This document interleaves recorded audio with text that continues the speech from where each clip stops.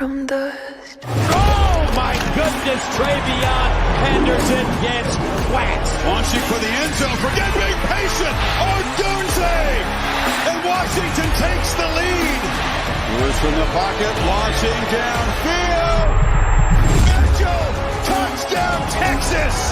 Milrow scans the field to the end zone, and it's caught. Jermaine Burton, touchdown, Alabama.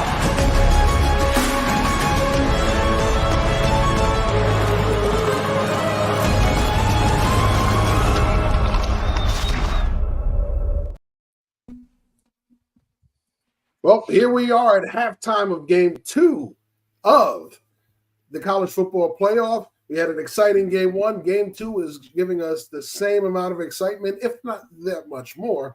But we'd be remiss if we didn't recap game 1. We left off talking about who was going to win this game. A bunch of us picked Bama. It didn't turn out that way, as Joe is very, very smiley right now. And a lot of Wolverine Nation is. They pull it off in overtime, 27-20. Let's talk about that before we really dig into the halftime score here. I mean, my prediction was 27-24, Michigan wins, so I was almost right there. Just a really good job by the Wolverines, man, just fighting back. I mean, we talked about how when the second half started, we knew that Alabama would make adjustments, and the things that were happening that were working for Michigan in the first half wouldn't work necessarily in the second half, which was kind of true. I thought Alabama came out and punched them in the mouth, took the lead, missed field goals, so many opportunities to take the lead or tie the game for Michigan, but they just couldn't get it done. A lot of 3 and outs. And then obviously the play that almost made me not be on the show because I'd have been in the hospital was that punt that was muffed that almost I thought was a safety, but ended up getting Michigan's ball at the 1-yard line. So just hats off to Jim Harbaugh and the staff and those guys for just taking that punch, composing themselves, and then getting into overtime and just getting the job done, and we're going to the Natty. And we talked about that final play sequence. Let's really dig into that. Monty, you had a lot to say about that. Listen, I'll be posting a video tomorrow on that. Here's the problem I have. This is the problem I have with Alabama the whole game. They played super conservative. I know they're limited offensively, but no trick plays, no fake punts, very few like reverses or they just went into the game almost overconfident, like we're Alabama, we're going to do what we do. And yes, I know they made an adjustments, but let's talk about the last play. First of all, Alabama calls timeout. Then Michigan calls timeout. Then Alabama calls timeout again. On a 4th and 5 from the goal, you run a dive up the middle. Michigan's been dominating the middle the whole game defensively. You don't give your quarterback a chance to drop back and either throw it or pass it. It was that play was like a 1950s play that like a middle school team would run. No creativity. It was disgusting. Like, you're Nick Saban in Alabama. This is what you live for. Last play of the game, you're going to call something that they're not going to know what's going to happen. The whole defense knew what was coming, no trickery, and you just had one option. If it was me, put him in the shotgun, have him roll out, run it or throw it. Don't just run up the middle, because Michigan was dominating the interior most of the game. Rock, what are your feelings on that final sequence? The final sequence was a microcosm of the entire second half. There's zero reason Alabama shouldn't have won that game. And the reason why Michigan won is because they were able to mitigate mistakes, take advantage of opportunities, and take advantage of Alabama's mistakes. And this is exactly what they did throughout the second half, exactly what they did overtime, and exactly what they did in the final sequence. Michigan stayed and they played their game. They let Alabama do what they wanted to do, because eventually that would come back to bite them, because it never really evolved as much as we would have liked. Yeah, I mean, we can talk about that 4th and 5 sequence all we like, but what happened on first down? What happened on second down? How was there no change up between what happened on first and second down for Alabama? There's so many things that went into that final sequence that we can discuss besides that last play, but the fact that you did have an opportunity to top the game, 5 yards to go after you gained a substantial amount on 3rd down, and that's the play you called, very troubling. It makes me think that, one, Tommy Rees, when the going gets tough, reverts back to his old self that we saw at Notre Dame, which is something that I thought he got past that after the SEC championship game. And then 2, you don't trust Jalen Milroe to throw the ball, which I don't necessarily trust him to make a pass every time. But when the going gets tough, we've seen him put together critical throw after critical throw throughout the season. So no trust in the quarterback, no trust in themselves. That Michigan had the trust in the quarterback, in themselves, and what they were about. That's why they're going to the national championship game. And I will say this, Jeff, just Alabama, this was a down year for Alabama, right? They didn't have elite wide receivers, they didn't have elite quarterback, and they still made it to the Final Four. They went undefeated in the SEC. So everyone wants to kill Nick Saban and say, oh, he hasn't won now in 3 years. The game has passed him by. In a down year when everyone left them for dead against Texas, they come back, they go undefeated, and they manhandled Georgia in the SEC championship game. And a few plays here and there. I mean, I don't know how on that muff punt, after he got hit, he held on to the ball. A few plays there, they went up against the number one team in the country, and the last possession of the game, they lost. So let's not get carried away. A rebuilding season for Alabama, and they made it this far. Yeah, just to jump on that real quick, even though we're going to criticize that one last play, the reason Alabama failed is because the players did not execute. 2 straight muff snaps from the center. Yeah. But the problem that we see this whole year. All year long. All year long. Yeah.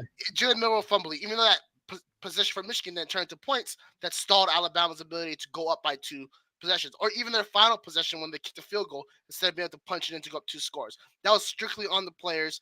And with the recruiting class that they got coming in, Alabama's going to be in a great spot next year to compete for a national championship.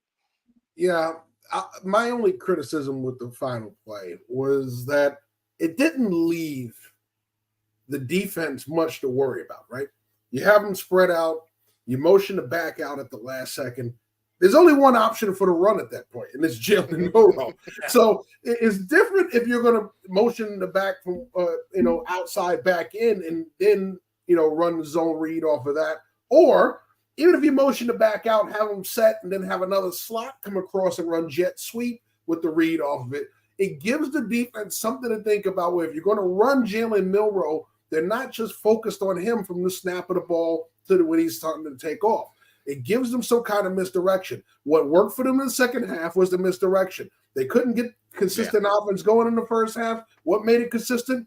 They started with the misdirection. They started running the zone read with him. They started running that boot waggle off of it, right? They bring the man over. He runs the action, rolls out right, and he has the 2 guys rolling with him. Okay. After a while, yes, Michigan did catch up in the fourth quarter to that play and stop being as effective. So you have to have a counter to your counter. And that's where Tommy Rees fails. He has one counter, and that's it. And that's why when you get to the goal line in that situation, you don't have anything else to throw at him. You throw the most basic thing at him, and it doesn't work. I mean, they 3 timeouts. Yeah. Alabama called timeout, Michigan, and then Alabama calls another timeout, and they come back with that 5th grade CYO flag football play. Well, we got another matchup going on right now, and boy, oh boy, this one is living up to the hype. Everybody said this is going to be a fight. I said it would be a shootout. So right now we're about halfway to shootout status. We're at 21-21 at the half. They keep this up, we'll be in the 40s. So let's get your thoughts on this first half so far, guys. I just think it's been exciting. I mean, we talked about Michael Penix Jr., just a great quarterback. I know that there's a lot of the injury history makes him not one of the favorites when it comes to quarterbacks in the draft class. I think that's why you don't hear him talked about like you hear about Caleb Williams and the rest of those guys. But I think he's showing that the kid can play quarterback, and he's also showing that the Washington Huskies have a really damn good wide receiver core. I mean, their 4th receiver could be starting for most colleges in the United States. I just think Washington's offense is doing whatever they want to do. Unfortunately, their defense has not been able to stop Texas at all. And Texas kind of came out the gates, in my opinion, kind of sloppy and slow. But then they got into a groove, started throwing the ball around a little bit, getting that running game, using their tight ends a lot. They have some really, really talented tight ends at Texas as well. And then here we are at the half, tied up at 21 apiece. Not surprised. Expect to see more. Which defense can get those stops or get that critical turnover that can earn their team a win is what I'm looking forward to seeing. What about you, Brock? Yeah. Texas should not be in this game right now. The only reason this game is tied is because Washington can't get the job done. They have a score based off a muff punt, and they were put into prime opportunity because they had a late hit, right? Texas should not be able to drive down the field in less than a minute against this DB group for Washington and against the pass rushers they have. Washington continues to shoot themselves in the foot. They did that so on the failed 4th down. They did so with those 2 touchdowns. As much as Michael Penix and his wide receiver group has been balling, 11 for 14, 255 yards and a touchdown, Texas is right there. So unless Washington cleans up the massive mistakes they've been making, this game is going to Texas. All right, Monty. Yeah, I mean, one of the things that really bothered me is you have Michael Penix, who, again, 11 for 14, like Brock said, over 255 yards. And on a fourth down play, you take him out and you bring in Johnson, you run a wildcat, you run a dive, and Texas stops it. Why would you ever take Penix out? He reminds me of a bigger, stronger, faster version of Tua in Miami, right? He doesn't run great, but he's Ooh. extremely accurate. He could throw the ball all over. He goes to his second, third option. Joe hit the nail on the head. I said it in our first show. Washington has 3 or 4 wide receivers that could be in the NFL. So why on earth, like Brock said, they keep shooting themselves in the foot? Why would you ever take Penix out on a 4th and 1? Put the ball in his hands. Let him make plays. More times than not, the Heisman runner-up is going to deliver for you. I'm shocked that Washington should be up probably about 28-14 right now. Self-inflicted mistakes. Texas can't stop the vertical passing game. Washington, and when Penix is in his groove, they're getting big, long passing plays. But if you look at Texas right now, and I'm Steve Sarkisian, I say, guys, we didn't play a great half, and we're tied up. I look at Texas, man, and they have athletes on both sides of the ball. I mean, they're big, they're fast, they're strong. If Washington keeps making mistakes, this is Texas games to win. I agree with Brock. I think Washington should be very disappointed in their performance. But on the flip side, they haven't played their best game, and they're taking Texas 21-21, who's, obviously a top 4 team. Yeah, I'm a little surprised by the herky-jerky nature of the Texas offense right now, right? And when I'm looking at the play calling, it looks out of sequence, right? You would think that he'd want to come out on early downs and throw the ball, whether it's short, long, no matter. You want to get your quarterback in rhythm, but you want to stretch this defense out so you can use that running game. And what he does is he throws these passes on first down that I don't understand the concept of what he's trying to do. It puts him in the second and long. Then he tries to run these wide sweeps. Their best runs have come off tackle and in between the tackles against Washington. So why are you trying to run these wide sweeps versus a team who you've had more success inside? You do that as a counter to your inside game that's got them pinching inside trying to stop. You got to get them to respect that. He's not doing any of that stuff. He's not setting up his plays for success. It seems like, okay, I'm pulling this off the sheet, I'm pulling that off the sheet, and it doesn't seem in sequence, and this offense just looks jerky. A minute it looks great, next minute it's clunky. It doesn't look like they're in rhythm, and you wonder, what is Sarkisian? Is it something that this defense is doing? Because I'm watching the all 22 of it, and I'm sitting there going, I see openings. You should be attacking the seams on this when they're in that one high. You should be able to hit your quick game when they're playing off coverage on early downs. You should be able to do so many things more than what I see Sarkisian doing on those early downs to set up a second and short or even get the first down right off the rip. I don't see it. I know he's trying to take shots down the field. I know he wants to stretch the defense. That can come as you give them more to think about. But when they're playing off, trying to throw the ball down the field doesn't make any sense. Well, Jeff, to add to your point, I mean, he's 9 for 18.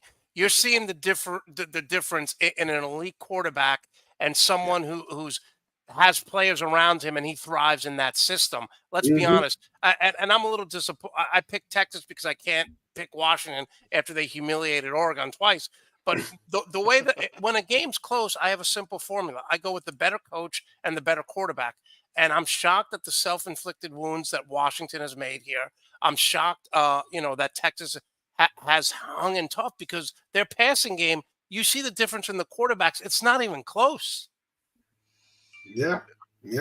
At the same time, though, I would think if you're Washington, though, you got to think, okay, we have a lot of self-inflicted wounds, but the game is tied up. If we clean things up and make a play here or there on defense, it's pretty much ball game. I mean, Michael Penix Jr. is throwing the ball all around the yard wherever he wants to. I could think of 2 or 3 plays that should have been touchdowns that were a couple of inches off on the throw, or the receiver didn't go all out as far as running to catch the ball. You just clean that stuff up, get a couple stops on defense, and this game can become different pretty quickly in Washington's favor. Yeah, Yeah. and going back to your original point, Jeff, I'll tell you exactly why they're not going with the inside run. Because nobody calls you an offensive genius if you're able to run the ball up the middle. It's an ego thing. That's exactly what Steve Sarkisian has been his entire career. Unless he is the one designing the things that's going to help you win, he couldn't care less about what he's doing. Because as we saw, there have been times early in that game where Baxter's ripping off 8, 9, 10-yard runs inside. Why wouldn't you continue to do that? Because no one's going to credit you if you do that. Unless Texas is willing to sacrifice their season for Sarkisian's ego, they need to get back to basics. They need to run the ball up the middle, build that off-play action, and, actually operate like a proper offense should. Because 9 for 18 for 97 yards, when you have A.D. Mitchell, Jordan Whittington, Jatavion Sanders, Xavier Worth, that's not acceptable at all. Yeah, I just think you can do more than just the perimeter game on early downs, or even when you're in situations with 3rd and long. There are intermediate throws that you could set up that he's not even attempting to do. They've had plenty of situations, 3rd and 9, 3rd and 10, 3rd and 11, where he is just giving up on it, throwing a screen and hoping that his players will make the play for him. When if you believe in your quarterback, you set up your protection right, you give him an ability to run the concept that opens up a middle route for him. Okay, you see it driving on the deep ball, drive him off and run those comebacks on the outside. The stuff is there. I'm looking at it on 22 going, oh, this stuff is there. What is he doing? And it just doesn't make any sense to me. I don't know. Sometimes you can watch a coordinator and go, I can see the concept he's trying to attack. I don't like the way he's going about it. I don't see the theme right now. I don't see his scheme right now. Well, I would say if I'm Sarkisian, I look at the stats and I say we got guys averaging 6 yards per carry. We talked about Michigan being as physical as Alabama. You're not going to be able to compete throwing the ball with Washington and Penix and their wide receivers. So you want to run the ball and you want to keep Washington off the field, that offense. Exactly. And how do you do that? How do you do that? You have guys who can run the ball. So it's not I agree with Brock. His ego, he wants to try to be so creative. Sometimes you just do the simple thing, man. Run it up the middle. You got guys averaging 7 yards per carry, 6 yards per carry. Be more physical and keep Washington off the field. Absolutely. Shout out to Coach Arlo Henderson in the chat there, here in the Tampa area, fellow National Coalition of Minority Football Coaches member. So we're about 2 minutes away from probably getting back to some action here. So let's dig into what we expect out of the second half. So we've gone around the room. I'm going to go back to you, Monty. Tell us what your outlook is for the second half of this game. I'm worried about Sarkisian being too cute and not being happy with the win. This is a reference that I always use when it comes to fights. Sugar Ray Leonard fought Roberto Duran the first time they fought, and Sugar Ray Leonard's ego got in the way. He tried to stand toe-to-toe with Roberto Duran, and he lost the first fight. The second fight, he jabbed, he danced, Roberto Duran quit. If Steve Sarkisian runs the ball 20 to 25 times, takes off the clock take time off the clock in the fourth quarter, you wear that offense down, that defense down, keep Penix off the field, I think Texas can win. But it's all predicated on what Brock said. Does he have enough confidence to say, hey, we're going to win ugly? I don't need a triple reverse. I don't need to throw for 300 yards. Just smash mouth football. Look, Alabama almost won playing smash mouth football against the best team in the country. They didn't throw the ball at all. And Nick Saban was fine with it. Steve Sarkisian's got to be fine with running the ball 25, 30 times in the second half. Joe, the victorious Joe Cardoso. Sure, look for the second half. How many shots did you do, Joe? Oh, not enough. I'm good. I'm here. Congratulations, I think Washington. Like I said, you got to clean up, stop the self-inflicted wounds.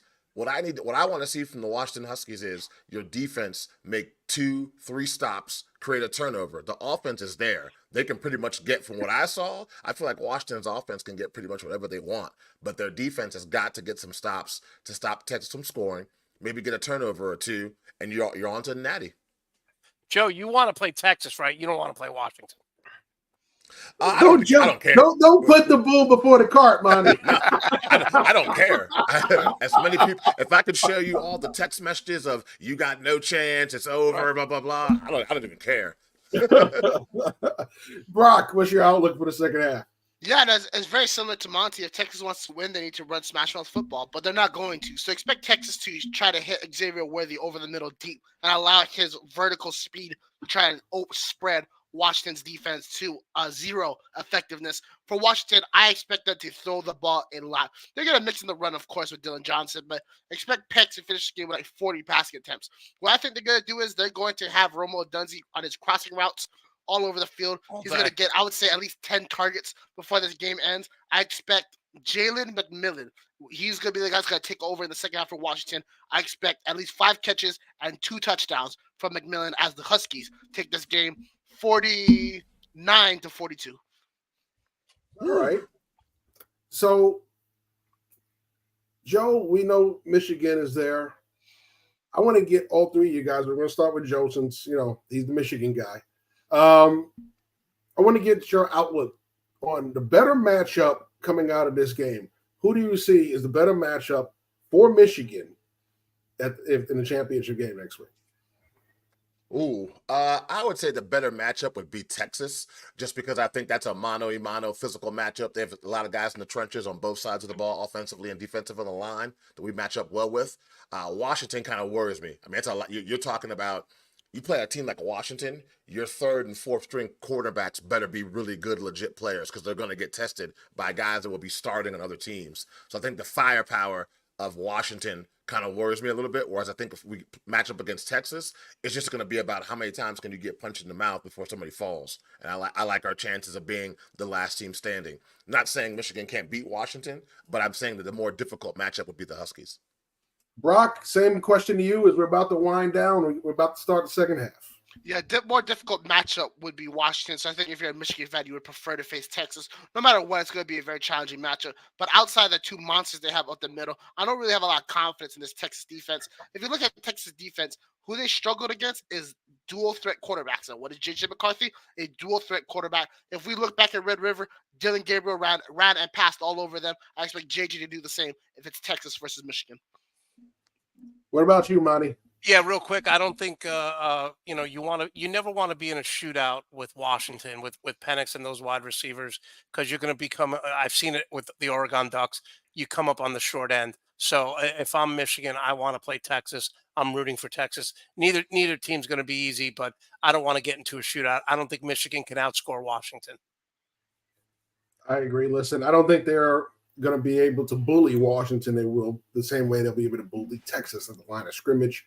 I would say the better matchup is Texas for Michigan. But if you want Michigan to lose, the better matchup to root for here is Washington. And Washington has the ball now to start the second half. So we're going to go back to live action, folks. Thanks for watching. Hopefully we get to do this again next week for the big game. All right, guys. Thanks so much. Enjoy the Joe. Congratulations. Make sure you subscribe. Oh, thanks, Monty. And hey, that's a hell of a background, man. Oh, yes. Before I take it down, I figure someone should see it. Yes. I like it. Well, make sure you like and subscribe, folks. We'll be back. Thanks for watching. Enjoy the rest of the game.